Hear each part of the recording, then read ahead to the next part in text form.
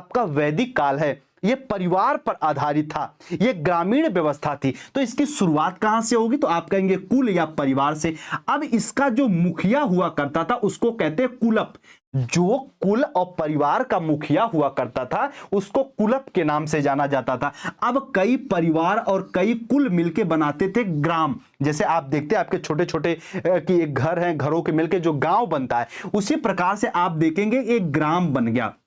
अनेक परिवार के समूह मिलकर बनाते ग्राम, और ग्राम के प्रमुख को कहा जाता है ग्रामणी। जैसे आज के गांव के प्रमुख को प्रधान कह दिया जाता है, उसी समय कहा जाता था ग्रामणी। ये बार बार आपके एग्जाम में पूछता है कि ग्राम के प्रमुख को क्या कहा जाता था? ग्रामणी कहा जाता था। और जब जन या फिर यहां पे जनपति का जब राज्य अभिषेक हुआ करता था तो ये ग्रामणी आते थे, इस बात को याद रखना। उसके साथ साथ आप देखेंगे कि एक तरीके से कई ग्रामों के समूह को मिलाकर बनता था क्या? विष या वंश। और इसी वंश या विष के प्रमुख को कह दिया जाता था विषपति के नाम से जाना जाता था। अब आप देखेंगे कि अनेक विषों या फिर वंशों के समूह को मिला के बनता था जन, और इसी जन के यानी सबसे बृहत्तम इकाई, सबसे प्रमुख इकाई जो होती थी वो आप देखेंगे कि जनपति या राजा के रूप में जाना जाता था। जो उत्तर वैदिक काल में आप जाएंगे देखेंगे, सबसे उत्तर वैदिक काल में आप जाएंगे तो कई जनों को मिला के क्या बन जाता है? तो आप कह देंगे कि जनपद बन जाता है। बाद में यही आपका